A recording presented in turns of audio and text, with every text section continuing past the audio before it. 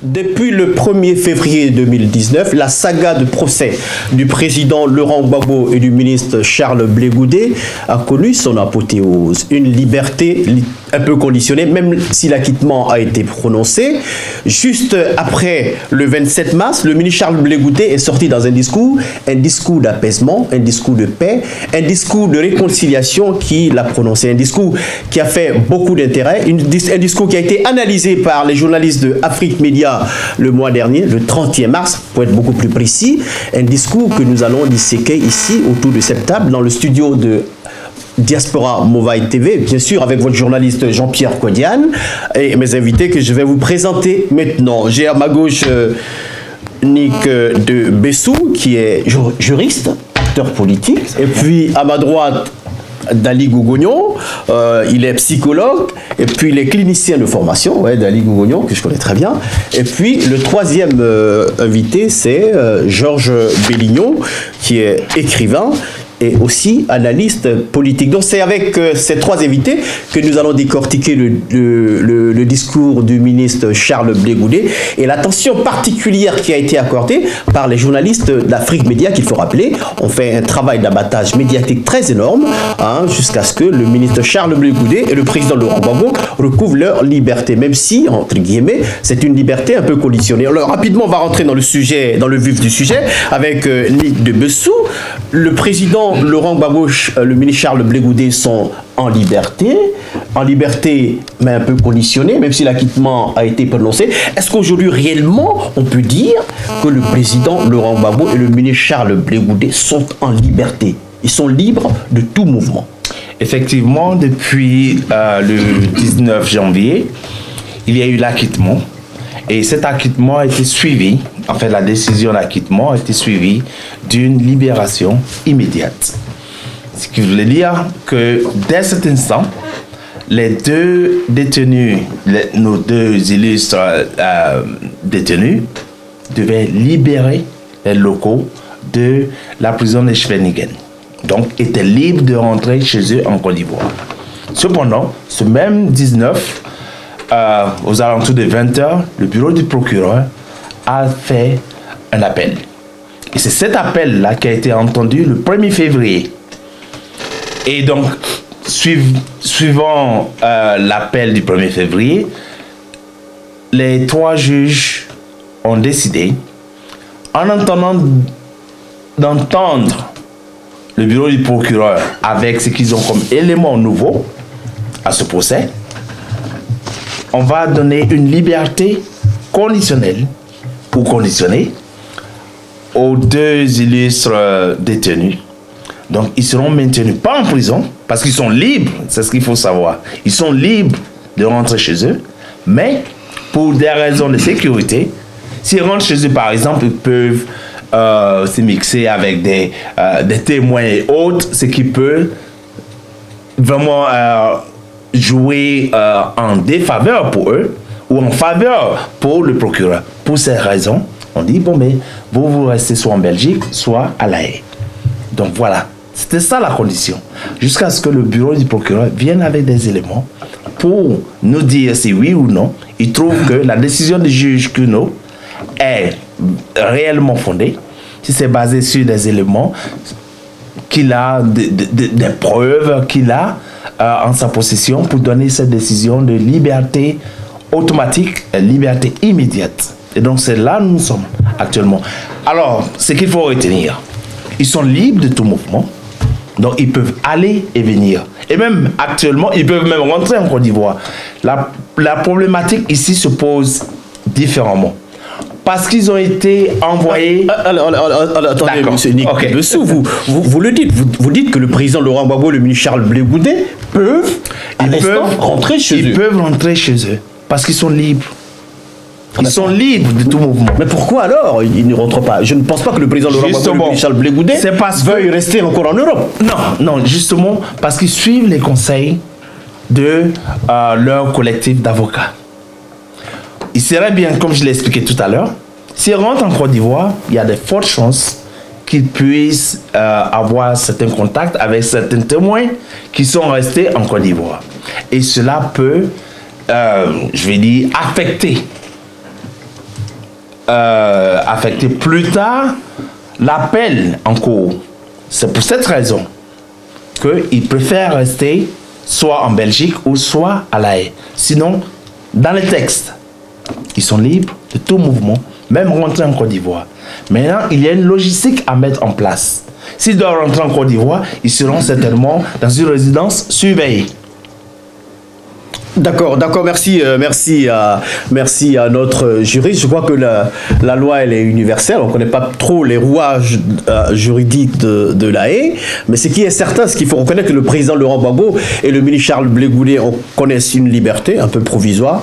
Alors, Dali, sur le plan psychologique, quel va être l'état des gens qui ont été acquittés, qui sont libres de rentrer chez eux, et puis du coup, qui sont encore maintenus, même s'ils ne sont pas en prison, mais ils sont maintenus dans un lieu. Psychologiquement, est-ce que cela va avoir un effet sur eux?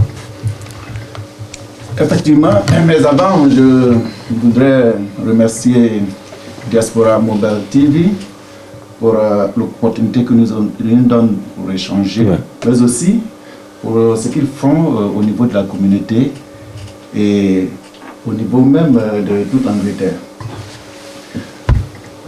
Évidemment, le président Gbagbo et le ministre Blé Goudé ont été acquittés. Mais l'élément fondamental qu'il faut retenir, c'est que le procès a été arrêté.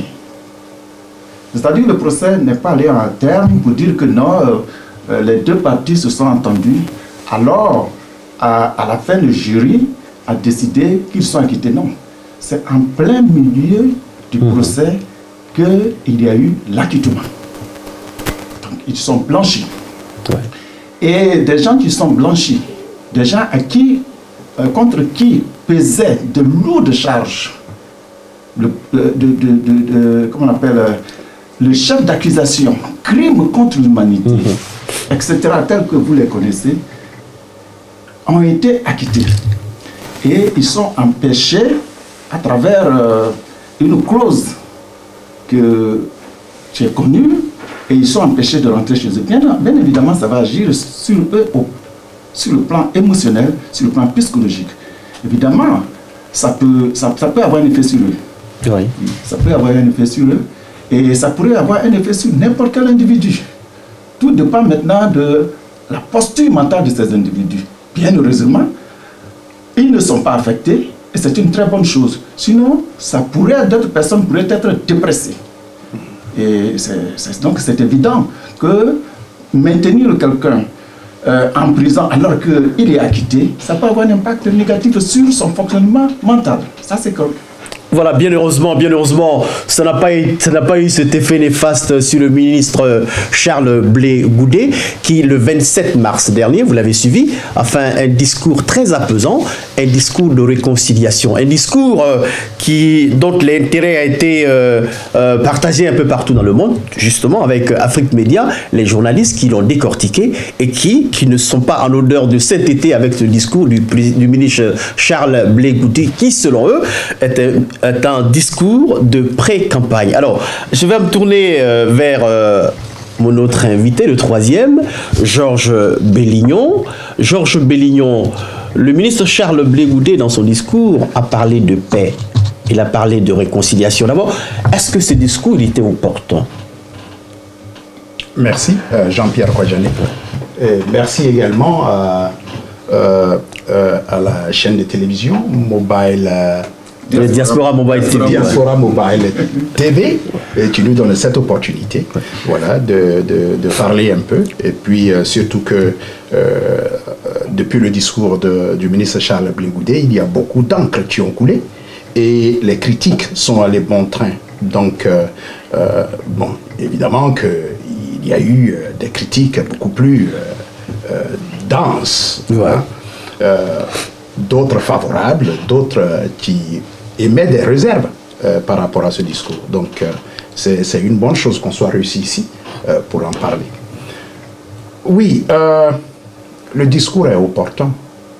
Le discours est opportun et je pars simplement d'un postulat qui est du terroir, hein, de tout ce qui est connaissance africaine. Voilà. Ils étaient certes en prison et ils ne sont pas sans savoir tous les efforts qui ont été consentis pour que le droit soit dit à La Haye. C'est un procès qui a duré 8 ans. Mais pour reprendre mon ami Dali Gougounian au mot, on a même arrêté ça au milieu. Donc vous voyez un procès qui a duré 8 ans, mais tenez-vous bien, ça a été arrêté au milieu. Bon, ça pourrait donc durer encore 16 ans. Voilà. Tout à fait. Non, l'adresse du ministre Charles Blé Goudé est opportune. Et comme je le disais tantôt, chez nous en Afrique, quand des gens se mobilisent pour votre cause et qu'ils déploient beaucoup d'énergie pour votre cause, pour que la justice, pour que la vérité soit dite, pour que le droit soit dit, et qu'à la fin, il y a gain de cause. Les gens peuvent qualifier la liberté dont il est aujourd'hui question de la façon dont ils veulent.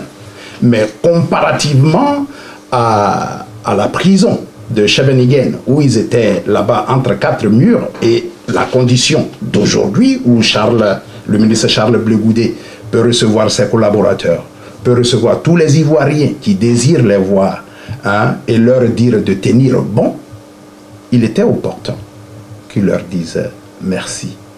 Et je crois que véritablement, cette adresse du ministre Charles Blé Goudé, comme il l'a dit lui-même, c'est lui qui est l'auteur de cette adresse, il a dit, je le dis pour dire merci à tous ceux qui ont déployé beaucoup d'énergie, consenti beaucoup d'efforts pour que nous soyons à cette étape où nous sommes aujourd'hui. Alors, on allait attendre combien d'années pour dire merci à tous ces Africains, y compris même nos frères d'Afrique Média, et tous ceux à travers l'Afrique qui ont suivi ce procès de très près, minute par minute. Il était opportun que dès l'instant qu'on sort de là et qu'on constate qu'on a une étape de notre combat, qu'on dise merci. Mais cela ne veut pas dire que le combat est terminé. Voilà, le combat n'est pas certainement terminé, mais je crois que le discours en lui-même, ce discours de paix, de réconciliation, ce discours qu'a tenu le ministre Charles Blé Goudé, je l'ai dit tantôt, n'est pas en odeur de sainteté avec les journalistes d'Afrique Média qui pensent que M. Charles Blé Goudé, le ministre Charles Blé Goudé, est en pré-campagne. Dali Gougounian, est-ce que vous êtes d'accord avec l'analyse d'Afrique Média selon laquelle le ministre Blé Goudé, dans ce discours, était en pré-campagne? Non. Personnellement, je n'y crois pas. Et il n'y a aucun élément dans ce discours-là qui le démontre.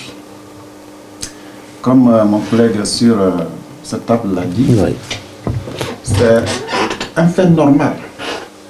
Cela ressort du comportement normal de l'être humain d'être reconnaissant à une bonne cause. Le président Gbagbo et le ministre Blé étaient en prison. Et des gens leur ont rendu des visites de compassion. Mais au-delà de ça, il y a eu des supports de partout. Des gens ont bravé les intempéries, le soleil, le froid, et surtout le grand froid. Mais on parle de la Hollande, c'est un pays où il fait très froid. Et tous ces gens, tout ce monde qui s'est mobilisé pour aller les soutenir, je pense que et ne pas les remercier, c'est ça qui serait étonnant. Donc les remercier, ça c'est le processus normal. Non, le remerciement ne pose pas de problème. En fait, Afrique Média, c'est le contenu du discours en fait qui pose problème. Donc, dans le contenu du discours, ouais. Mais il n'a fait que remercier. Il n'y a aucun projet politique dans ce discours. Il a parlé de paix et de réconciliation. Mais ça, c'est la nature de Blé Goudé. Ouais. C'est sa nature. Rappelez-vous que Blé Goudé était à Manchester, en train d'aller à l'école. Je crois qu'il étudiait la communication. La communication. Et il était donc à Manchester lorsque la Côte d'Ivoire a été attaquée, le 19 septembre 2002. Oui. Quelques heures plus tard, il est venu ici en Angleterre, et non, pardon, il est venu à Londres, et il a réuni les leaders d'opinion. Quelques leaders d'opinion, notamment pour leur dire que lui, il veut rentrer en Côte d'Ivoire. On s'est demandé, mais attends, là où les gens sont en armes, toi on n'a jamais appris que tu es un militaire, mais là où les gens sont en armes, où ils sont entrés avec les fusils, on parle d'assaillants, toi tu veux aller là-bas? Il dit oui, il veut aller là-bas. Et que les raisons pour lesquelles il va aller là-bas pour Combattre. Non pas avec les armes, mais combattre de telle sorte qu'il y ait la paix et La réconciliation. C'est un légaliste. Mais évidemment, c'est un partisan de la paix. Et en même temps, il nous a demandé ici de nous mobiliser. Parce que la seule chance que nous avons, c'est la Côte d'Ivoire. Si la Côte d'Ivoire est en guerre, nous n'avons plus de pays. Et donc, c'est pour ça qu'il est rentré. Et il est rentré, on a vu qu'il a effectivement œuvré à mettre la paix entre les belligérants. Il a fait la caravane de la paix. La caravane de la paix a pris sa source à Abidjan, particulièrement à Yopougon. Quand on parle de Yopougon, c'est vrai, on peut parler des gens, mais c'est un esprit. Quand on parle de Yopougon, c'est un esprit. L'esprit de patriotisme, l'esprit de résistance. Et c'est cet esprit-là qu'il a dirigé pour faire le tour de la Côte d'Ivoire. Il a même visité les assaillants, les rebelles, dans leur fief, pour leur parler de paix. Donc, il est cohérent dans ce qu'il fait jusqu'à ce jour. Donc, il était tout à fait normal que lorsqu'il sort de prison, il parle de paix parce que il sait que sans la paix, il ne peut pas avoir de développement. Sans la paix et la réconciliation, aucune société ne peut se développer. Et les gens qui sont venus attaquer la Côte d'Ivoire, ils avaient un plan.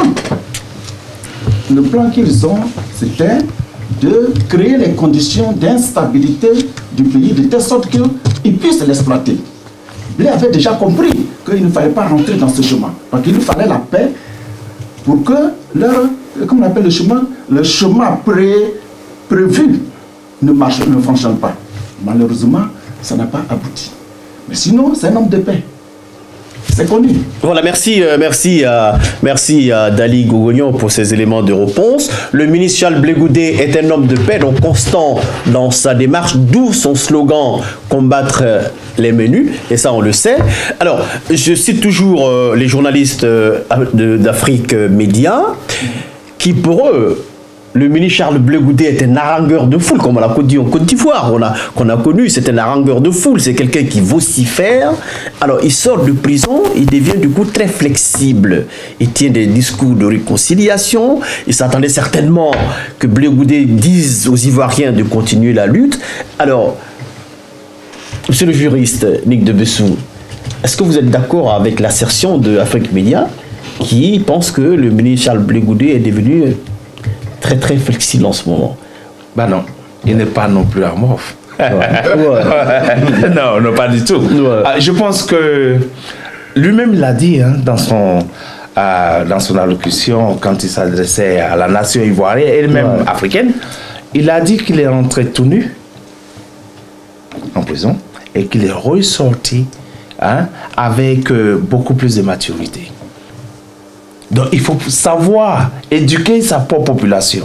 Il faut apaiser dans un premier temps ce qui se passe. Donc amener les uns et les autres à se réconcilier, à se parler, à amener une certaine cohésion sociale. Et puis regarder dans la même direction. Tu n'es pas mon ennemi. Soro Guillaume n'est pas mon ennemi. Il a certainement été manipulé. Ouattara n'est pas mon ennemi. Il a certainement été manipulé. Ils ont été installés là par un système. Et c'est ce système-là que nous devons combattre. Alors, Georges Bellignon, certainement que vous avez eu la chance, quand le ministre Charles Blé Goudé est arrivé à Londres pour réunir les responsables politiques leur disant que je vais là où il y a la bombe, dans quel état d'esprit était Charles Blé Goudé quand il est arrivé sur Londres, au moment où il s'apprêtait à prendre l'avion pour descendre dans le feu? Merci. Non, mais écoute, on parle de l'attaque de tout un État, toute une nation. Et pas seulement Charles Blé Goudé, mais tu vas voir que les Ivoiriens dans leur ensemble étaient complètement peinés par cet événement, qui était d'ailleurs très malheureux. Ouais. Mais il faut comprendre que ça pèsera différemment sur les citoyens que nous sommes. Et il y a des gens comme le ministre Charles Blé Goudé, comme le président Laurent Gbagbo, mais il y a toujours des gens dans notre sphère étatique qui prendront des initiatives que l'Ivoirien lambda ne prendra pas. Alors, effectivement que de façon précipitée, il est venu à Londres, il a réuni quelques leaders d'opinion, il a donné des axes, quand bien même qu'on ne savait même pas qui attaquait la Côte d'Ivoire encore, parce que leurs identités jusque-là n'étaient pas encore connues. Mais il a dit, bon écoutez, vous vous mobilisez ici, pendant que moi je vais en Côte d'Ivoire. Bon, il n'allait pas, évidemment, parce que si ceux qui attaquaient n'étaient pas identifiés, on ne peut pas dire qu'il allait contre un individu déjà repéré, mais il allait contre cette coutume des coups d'État en Afrique qui jusqu'aujourd'hui encore sévit, qui retarde le développement des pays africains. Je crois qu'il n'y a pas que le ministre Charles Blé Goudé, mais nous le savons tous au même titre. Alors, effectivement, il était peiné quand il rentrait. Il était peiné et il est effectivement entré en Côte d'Ivoire et nous tous, nous connaissons la suite. Voilà, il a travaillé aux côtés du président Laurent Gbagbo sans relâche. Il lui a été loyal jusqu'aux dernières secondes du régime de Laurent Gbagbo. Et au constat de tout ce qui s'est déroulé devant nos yeux, aujourd'hui, il paye le même prix que Laurent Gbagbo à la prison de Scheveningen. Voilà. Et on est très heureux que de tout cela, ils en ressortent aujourd'hui libres.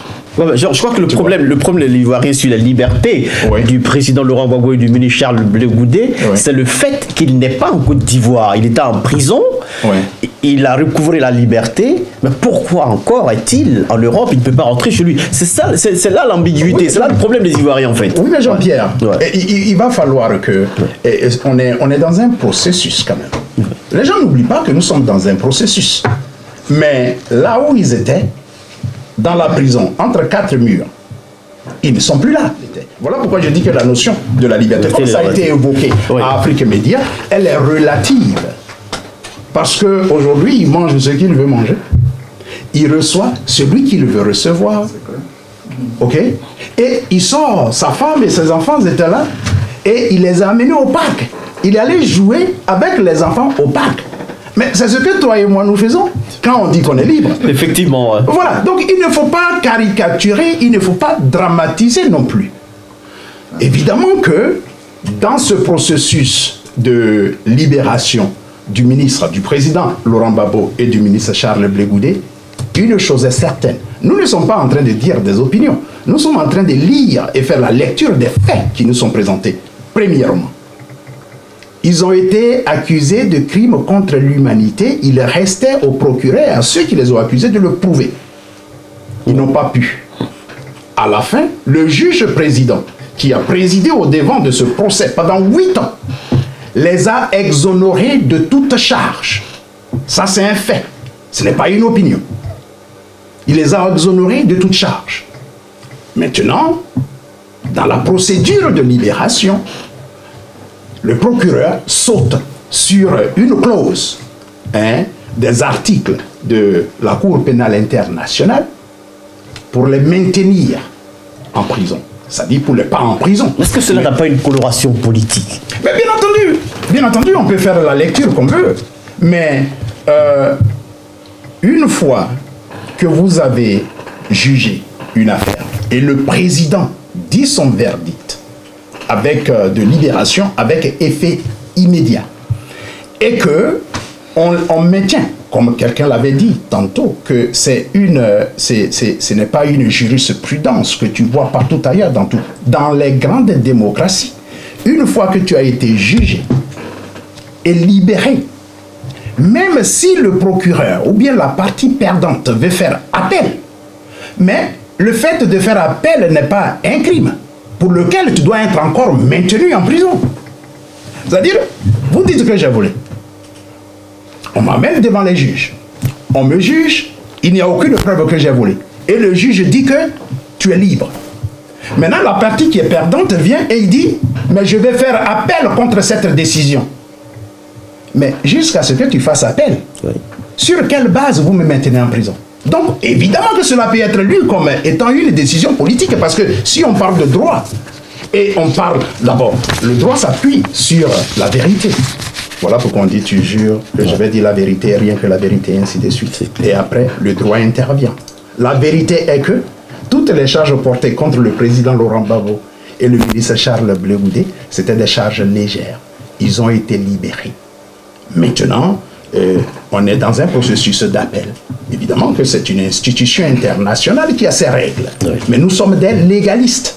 Nous sommes des légalistes, donc quand bien même que nous n'aimons pas cette clause de la CPI qui maintient des gens libres et exonérés de toute charge, encore à restreindre leur liberté, autant que nous ne sommes pas d'accord avec, mais on est obligé de respecter cette règle. Cela ne fait pas de nous des gens qui subissent encore l'épreuve de la prison.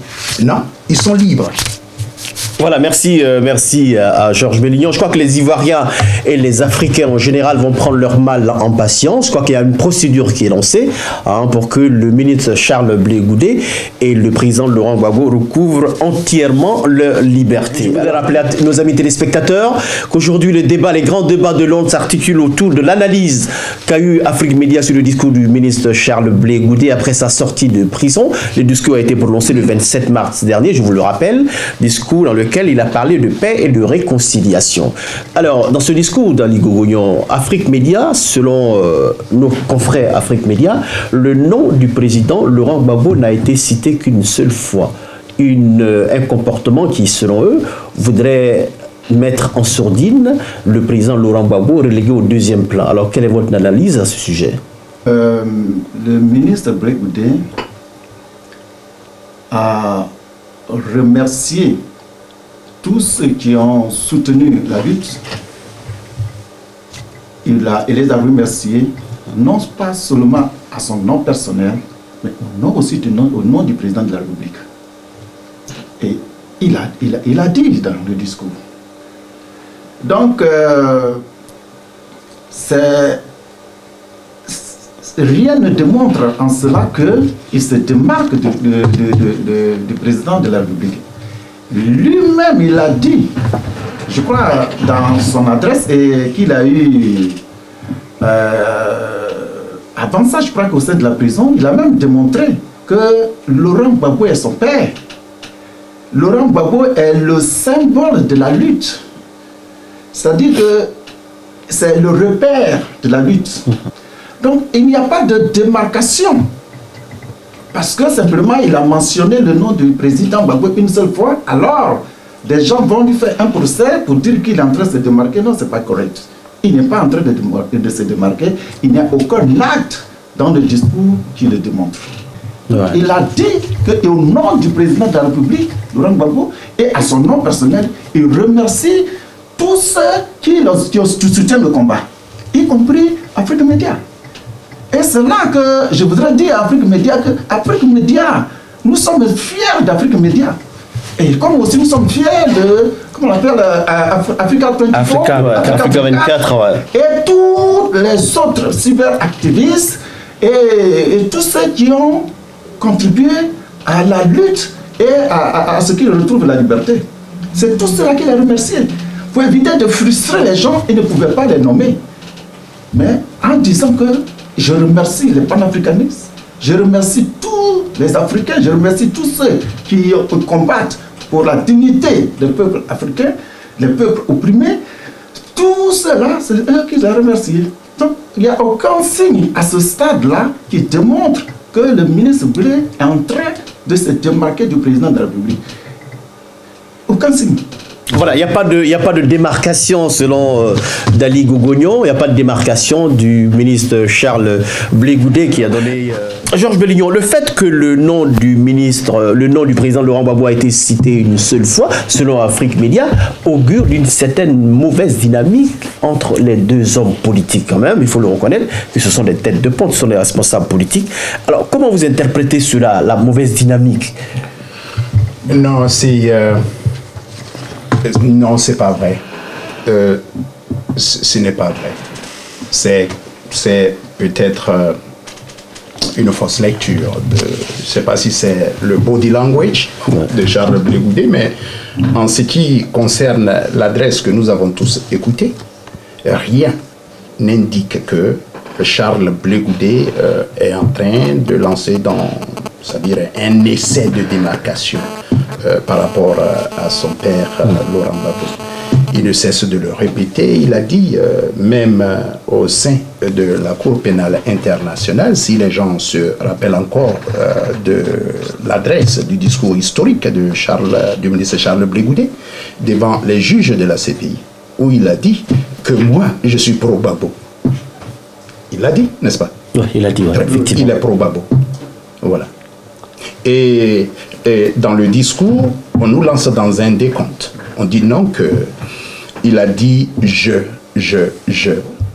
Ce serait prétentieux du ministre de Charles Blé Goudé de dire que bon, je vous dis aussi merci au nom du président de la République, Laurent Gbagbo. Parce que nous savons qu'il faut lui laisser cette marche-là, de lui aussi venir s'adresser à son peuple et dire, quant à lui, son merci. Il leur appartient tous les deux d'apprécier les efforts qui ont été consentis pour eux. Et personne n'est... Écoutez, on ne peut pas dire que, bon, comme le ministre Charles Blé Goudé a dit merci, bon, c'est suffisant déjà pour le président. Ce serait peut-être même irrespectueux. Vous voyez? Donc, pour moi, le décompte du nom de Gbagbo, du président Laurent Gbagbo, dans l'adresse du ministre Charles Blé Goudé, est un faux indicateur. Mais encore, si on veut rester dans cette logique, si on parle du fait que comme le nom du président Laurent Gbagbo a été cité une fois, alors on est dans une logique de démarcation. Bon, alors, restons dans la même logique. Merci a été cité 5 fois. Et sur le pupitre où il était, quand il donnait l'adresse au monde entier, il y avait en caractère grand, merci, et en couleur vive, qui était écrit. L'auteur lui-même soutient que je fais cette adresse pour dire merci à tous ceux qui ont consenti des efforts, déployé beaucoup d'énergie pendant presque une décennie. Parce que 8 ans, c'est presque une décennie. Alors, merci a été cité 5 fois. La paix a été citée 4 fois. Le dialogue 2 fois. La réconciliation 2 fois. C'est pour dire que l'objectif de cette adresse est tout autre chose que démontrer son amour pour son père. Ce n'est pas à démontrer. C'est un fait. On le vit. Ils ont combattu ensemble. Ils sont ensemble. Mais c'est pour dire qu'il ne faut pas voir des difficultés entre deux personnes qui sont complètement en symbiose. Voilà, merci beaucoup. Georges, je crois que tous les équivoques sont levés. On va toujours citer Afrique Média, puisque c'est de ça qu'il s'agit aujourd'hui. Afrique Média stipule qu'on ne peut pas parler de vraie réconciliation en Côte d'Ivoire sans évoquer la France. Alors, Nick Devessou, quel est le rôle de la France dans ce processus de réconciliation en Côte d'Ivoire? Certainement, les Ivoiriens doivent s'asseoir et se demander où est-ce qu'ils ont l'intention de partir. La réconciliation, il y a eu d'abord une première tentative en 2001 avec le Forum de la réconciliation. C'était sous l'égide du président Gbagbo. Ouais. Et ça foirait. Pourtant, la plupart des acteurs étaient présents. Ouattara était présent, Bédié était présent, Gbagbo était présent lui-même, et paix à son âme, Gueye était présent. Mais ça foirait. Qu'est-ce qui n'a pas marché là? Donc il faut certainement encore un autre forum, vérité, réconciliation, justice et réparation. Mais pour parler de tout ça, il faut retirer quelqu'un de l'équation. Et ce quelqu'un-là, c'est un système. Un système. C'est la France. C'est la France qui a mené la guerre au président Gbagbo, à un président démocratiquement élu. C'est la France encore qui a financé la rébellion, utilisé certains éléments, certains Ivoiriens, à venir assassiner, si je peux m'exprimer ainsi, la Côte d'Ivoire. Donc si les Ivoiriens veulent se réconcilier, il faudrait que la France également fasse partie intégrante de cette réconciliation. Alors comment ça peut se passer que la France fasse partie intégrante de cette réconciliation? Comment cela s'explique? Les Ivoiriens vont s'asseoir et toutes les parties seront là. La France a des représentations là-bas. On a l'Union européenne d'abord, mais on a aussi l'ambassade de France. Donc la France peut se faire représenter. Elle dira aux Ivoiriens ce qu'elle reproche ou ce qu'elle reprochait réellement au président Gbagbo. Tout un chacun viendra s'exprimer. Donc ça sera une réconciliation, un forum de vérité. Qu'est-ce qui n'a pas marché? Qu'est-ce que la France nous veut? Et en fonction de cela, nous pouvons avancer. On pourra toujours s'asseoir entre Ivoiriens, tout le temps. Mais ces problèmes-là vont toujours demeurer, tant que la France ne se retire pas de cette équation. Et on a le problème, je crois bien même que Afrique Média l'a mentionné, c'est un problème historique. C'est un problème, quel terme ils avaient utilisé? Le contentieux historique. Voilà. Il faut que la France cette fois-ci, soit associée à cette réconciliation. Il faut que la France soit associée à cette réconciliation, une réconciliation qui va mettre les Ivoiriens ensemble. Je crois que le ministre Charles Blegoudé l'a dit. Il faut qu'il y ait la paix et la réconciliation. Alors, Afrique Média le dit. Pour qu'il y ait cette réconciliation, il faut toujours régler le contentieux historique. Le contentieux historique d'Ali Gougouyon, c'est la France-Afrique. Oui, la France-Afrique, c'est le phénomène qui empêche l'Afrique de décoller son développement. Et évidemment, les pays africains n'ont pas les moyens militaires pour combattre la France. Et la France utilise beaucoup d'astuces pour occuper ces pays. Contrairement à l'Angleterre qui a colonisé beaucoup de pays en Afrique, les colonies, les ex-colonies anglaises sont un peu plus développées et s'épanouissent que les colonies qui sont sous la tutelle de la France. Donc c'est un problème fondamental. Comment nous allons sortir de là? Est-ce que la France elle-même va venir vous dire que ok, moi je vous ai colonisé, je viens engager le processus de la décolonisation? Je ne crois pas, parce que elle a bien une raison pour laquelle elle maintient encore, cette France maintient encore ces pays sous sa domination. C'est juste pour les exploiter. Est-ce que cela veut dire qu'il faut remettre en cause les indépendances? Mais il n'y a jamais eu d'indépendance. Merci. C'est pour ça, quand les gens ils font des fêtes d'indépendance, moi ça me choque. J'aurais souhaité que les gens fassent des fêtes pour les indépendances, afin de pouvoir les avoir un jour, que de faire des fêtes qu'ils n'ont pas. Vraiment, c'est de la moquerie. Alors, l'équation de la France-Afrique, il faut véritablement que nous trouvions une solution. Moi, j'y ai réfléchi. Je pense que l'une des solutions, c'est faire en sorte que le pouvoir ne soit pas centralisé dans la main d'un individu. C'est-à-dire, dès lors que nous avons un président qui a tous les pouvoirs dans sa main, il est vulnérable. Alors, vous évoquez là un régime parlementaire? Évidemment, parce que s'il y a un régime parlementaire, comment est-ce qu'ils vont faire un coup d'État?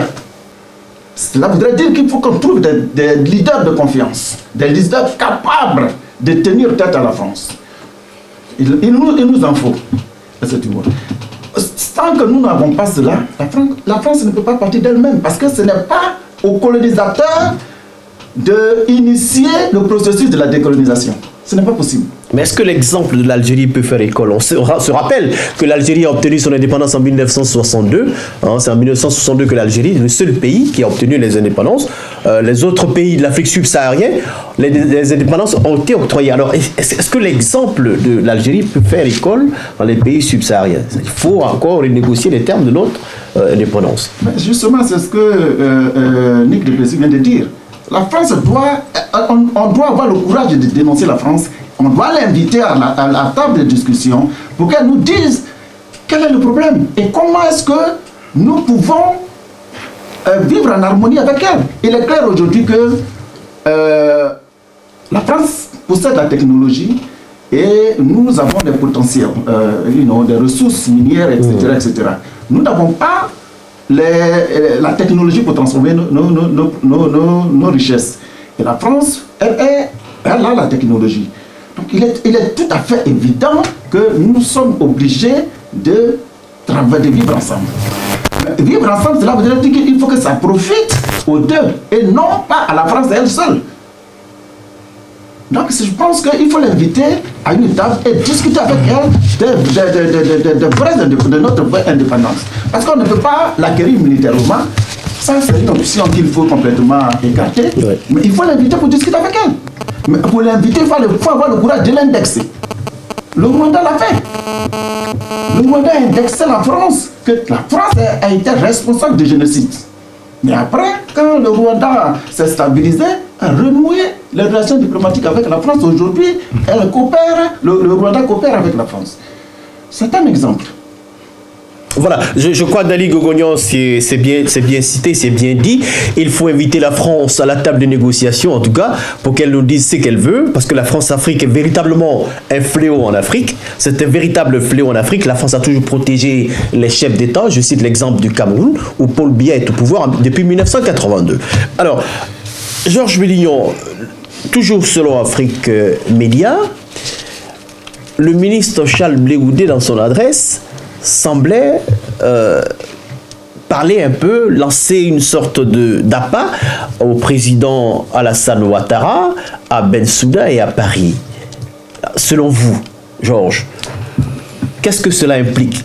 Que le ministre veut pouvoir parler à Ouattara de façon... Non, pas forcément. Je crois que ce n'est pas une initiative personnelle et il ne faut pas le voir directement. Je crois que ce qu'ils ont appelé clin d'œil à Alassane Ouattara, Bensouda et la France est certainement une déduction d'une valeur recherchée par le ministre Charles Blé Goudé. Et c'est de la réconciliation que tout à l'heure mon collègue Dali Gogonian parlait. Voilà, donc pour en venir à cette question, tu me permets d'abord de dire que la réconciliation dont le ministre a parlé dans son adresse est recherchée ardemment, pas seulement par les Ivoiriens, mais par tous les pays d'Afrique, y compris le Cameroun. Voilà. Parce que, écoutez, on est dans un jeu d'intérêt. Il ne faudrait pas que les gens se voient la face. Comme Dali Gogonian l'a dit tout à l'heure, quand un système te profite et que c'est de là que la France tient son rôle de puissance économique de notre planète, est-ce que tu es sûr que du jour au lendemain, parce que vous avez tellement pleuré, alors la France va dire, bon écoutez, on ne veut plus vous utiliser comme un marché pour les Renault et Peugeot, pour les bicyclettes qui sont fabriquées en France et tout ça, mais tiens-toi bien, la Côte d'Ivoire ne produit rien, à part le café et cacao. Tout ce qui est aujourd'hui qu'on prend comme des pièces, des pièces modernes pour essayer de penser que bon, nous aussi on est moderne, on n'est pas dans l'époque tertiaire ou primaire. C'est tout ce qui est produit par la France. Donc on est comme un marché un marché pour la France, pour la prospérité de la France, ça c'est un fait. Alors il faut se détromper, la France ne viendra pas pour dire que bon, c'est comme ça que vous allez réussir votre décolonisation, parce que la décolonisation c'est contre la France. Mais écoutez, il faut avoir une autre façon certainement de penser la problématique. Voilà. Alors, est-ce que vous avez des propositions à cela? Mais bien entendu, Ouais. ce n'est qu'à travers la réconciliation, parce que la France prospère là où nous sommes divisés. La France ne vient pas pour mettre un président blanc.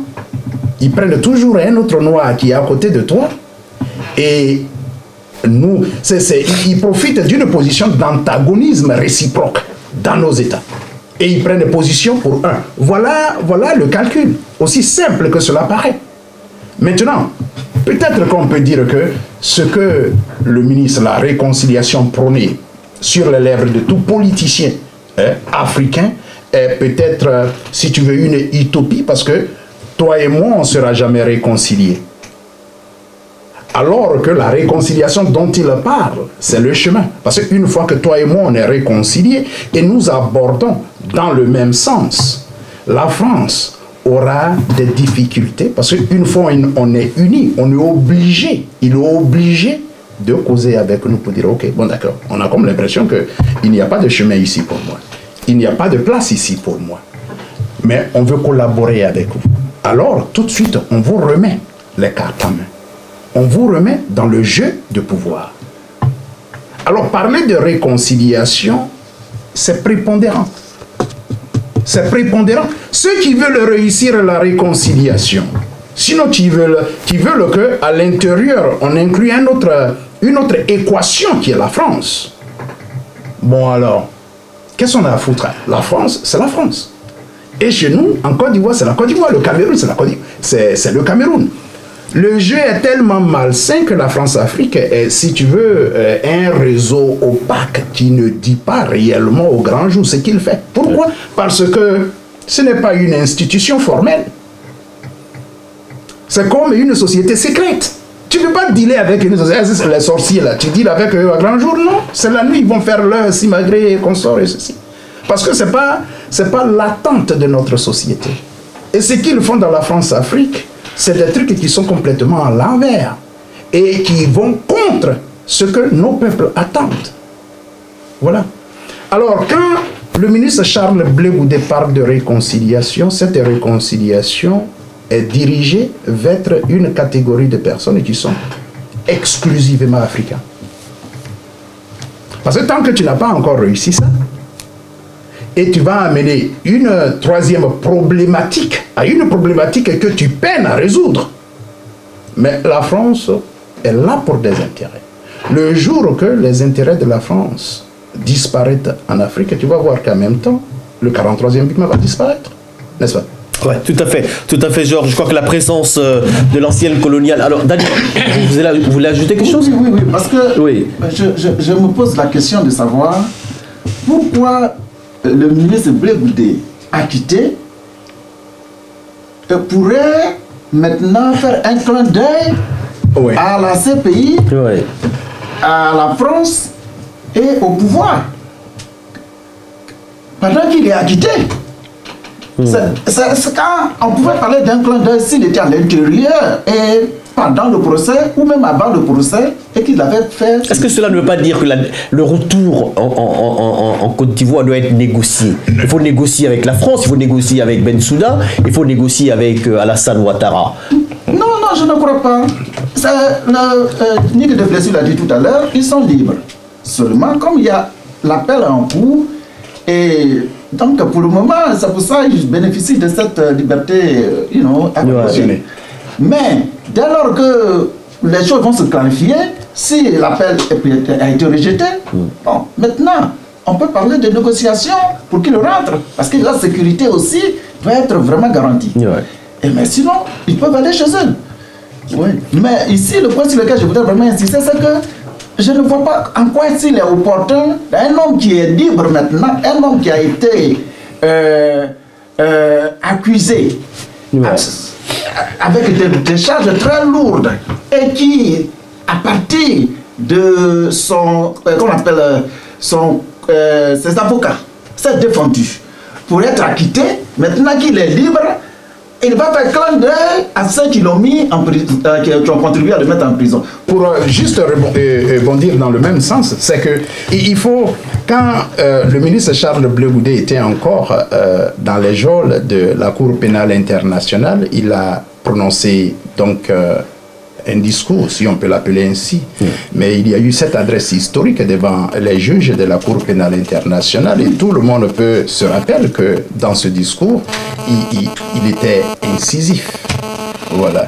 Il avait même pointé un doigt accusateur vis-à-vis de Zorobabel, qui était, si vous voulez, les yeux et les oreilles du régime d'Abidjan.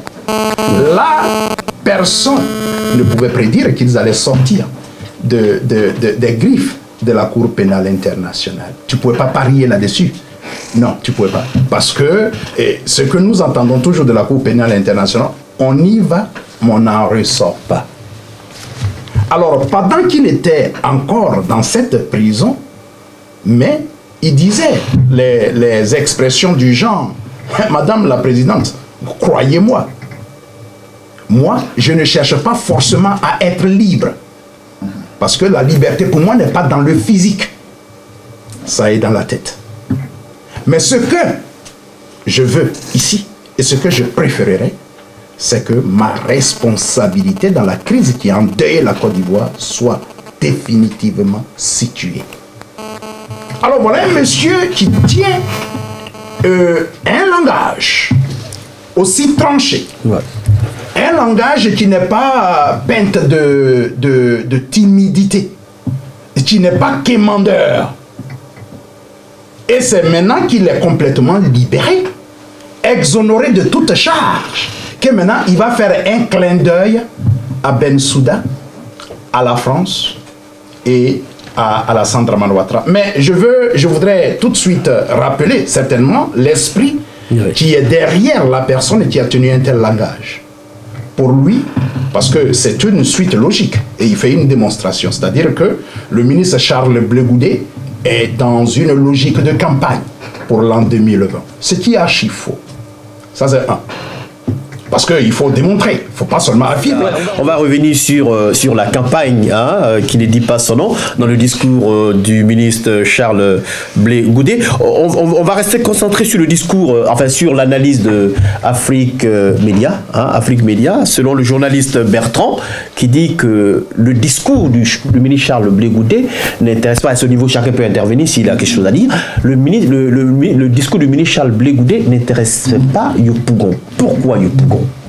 La Côte d'Ivoire, quand même, c'est un pays, c'est un grand pays. Il y a plusieurs quartiers à Abidjan, mais c'est Yopougon qui a été cité. Pourquoi le discours du ministre Charles Blegoudé n'intéresserait pas Yopougon? Bien. Alors, Yopougon, pour commencer, c'est le bastion de l'opposition. OK? Donc, il faut que ce soit clair dans un premier temps. Mais je pense, et je crois très bien, que le ministre Charles Blegoudé a produit cette déclaration, en fait, d'apaisement, pas seulement à Yopougon. Il ne ciblait pas Yopougon, mais il ciblait l'ensemble des Ivoiriens. Ceux qui ont été affectés surtout par la crise post-électorale. Donc, les deux camps, ceux qu'on dit pro-Ouattara ou pro-Gbagbo, c'est les deux camps. Ça, eux, ils s'adressaient. Il faut apaiser la situation. Il faut apaiser les circonstances dans lesquelles nous sommes pour qu'il y ait une cohésion sociale. Ça, c'est pas des discours démagogues, c'est pas des discours du genre parce que je veux devenir président ou bien j'ai l'intention de me présenter en 2020, alors j'aimerais que... Non. J'ai ma part de responsabilité dans ce qui s'est passé. Et je vous demande pardon. C'est clair. Je vous demande pardon pour ce qui s'est passé. Quel que soit ce que j'ai fait ou ce qu'on m'a fait subir, je demande pardon. Je demande à ce qu'on se pardonne mutuellement et qu'on regarde dans la même direction. Qu'on ne vient pas à la politique en marchant sur des corps humains.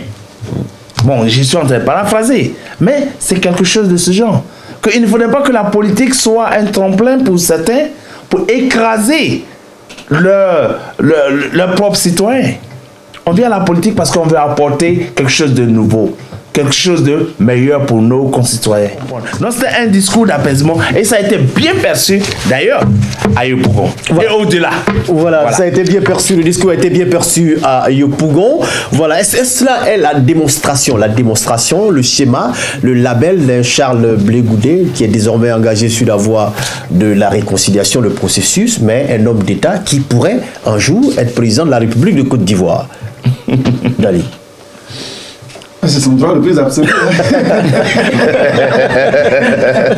Alors là, pourquoi pas? Pourquoi pas, ouais. Il y en a qui prennent les armes pour devenir, comme on appelle, chef d'État. Ouais. Et si lui, il veut devenir, il est responsable d'un parti politique. Quand on est responsable d'un parti politique, on vise le pouvoir pour le diriger. Ouais. Mais ici, permettez-moi que je revienne un peu sur le discours de paix et de réconciliation dont parle le ministre Blé Goudé. Oui. Et comme je l'ai dit tout à l'heure, il est constant dans cette posture de paix et de la recherche de la paix et de la réconciliation. Vous voyez?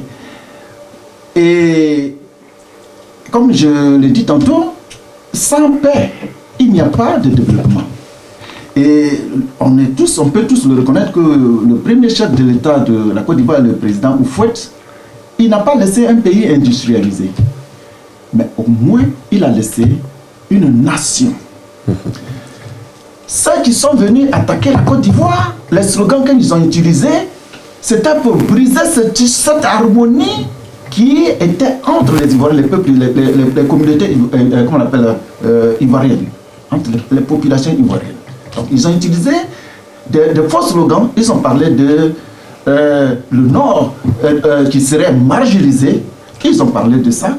Ils ont dit qu'il y avait des gens qui étaient persécutés parce qu'ils portaient simplement des boubous. Et toutes sortes de choses. Mais en réalité, nous découvrons aujourd'hui, eux-mêmes découvrent aujourd'hui que c'était du faux. Oui. La preuve, Solo Guillaume, qui a assumé la responsabilité de la rébellion, il parle aujourd'hui de paix. Aujourd'hui, il se rend compte que sans paix, il n'y a pas de développement. Les armes n'ont pas apporté le développement. Vous voyez? Et nous le savons aussi que le Ghana voisin, pendant une décennie, le Ghana était dans un cycle de coup d'État.